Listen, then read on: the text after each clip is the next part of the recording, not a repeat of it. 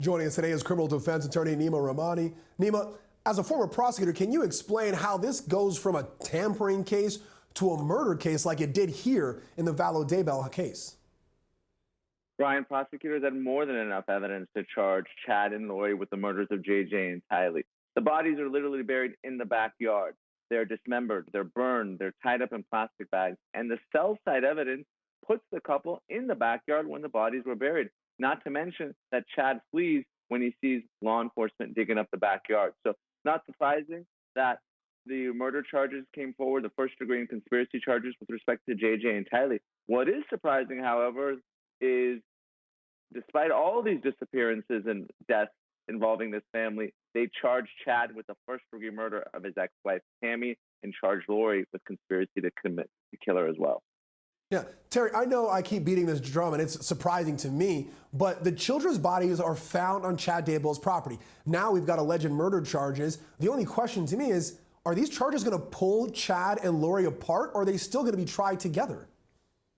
You know, I think they're going to start the finger pointing. Remember, Lori has been declared indigent and she's married to Chad. He could have assisted her as far as that's concerned.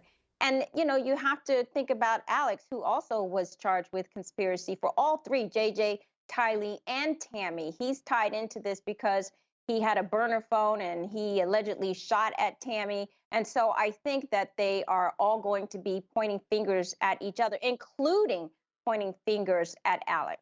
Yeah, especially considering, as Neama said, that one of the charges are for Tammy Vallow. Now, Lori is not charged with her murder, but only the conspiracy after the fact. So maybe she doesn't want to go down on a third murder and only wants to fight the other two. That would make sense to me. But of course, we'll see how this plays out in the courts. Thank you both. And Neama, that definitely the jury could go that way. But let's think about the defense's arguments. Could this be coercion in a type of way where they're saying Bahena Rivera was forced to do these acts, and that the murder charges are not actually on him, and that the burying of the body is coercion? Could those get him off on these charges? Brian, I agree with Terry on this one. This was an absolute outrageous lie by Rivera on the stand today, and I expect both the jury and the judge to punish him. I mean, there is no way that the story makes any sense. There is video of him driving, stalking Mollie Tibbetts.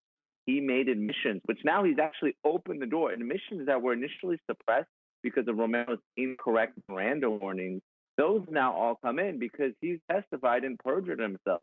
And so previously suppressed statements are now admissible during cross-examination. We know why this case is going to trial, because the defense wanted to preserve their argument to suppress the confession. The trial judge denied that motion, but they wanted to preserve the right to appeal that issue. But now that he's come and testified in such really an outrageous way, I expect this almost all-white jury in Iowa to convict him and convict him quickly. All right, let's bring in criminal defense attorney Neama Rahmani to discuss more. Neama, when you hear the sheer volume of the charges against Alyssa in this case, can you tell us what the trial is going to look like, and how hard is the prosecution going after him? They have to go after him hard. You have 10 murder victims. You have 47 others who were at least in the line of fire, and they form the basis of the attempted murder charges. So this is what we call a slow guilty plea as a prosecutor, because there's really no defense here. It's obviously him, and it's just a matter of time before he's convicted. The only real defense here is mental competence, but that's going to be addressed before the trial. Yeah, the only thing I would add is even defense attorneys would call this a very long plea allocution, so definitely agree there.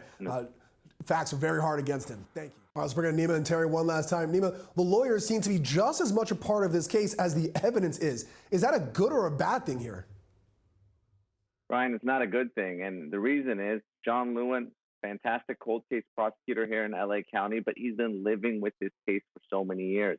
He personally interviewed Bob Durst when he was arrested by the FBI down there in New Orleans, something that you rarely see. And there's been so many allegations of ethical impropriety on both sides, with Dick Figuerin going after Lewin and vice versa, and the judge having to admonish the jury. But I think the issue is these folks, they've been living, breathing with this case for so many years, more than 5 years, probably almost 10 years, and it's just not something that you typically see. That's why they're so emotionally invested. Yeah. Terry, I think I'm going to ask Dan Abrams to install a mic so I can just have it brought down here like I'm in a boxing match, because this is just another bout between prosecutor and defense. How do you think it played out with the back and forth between the two of them?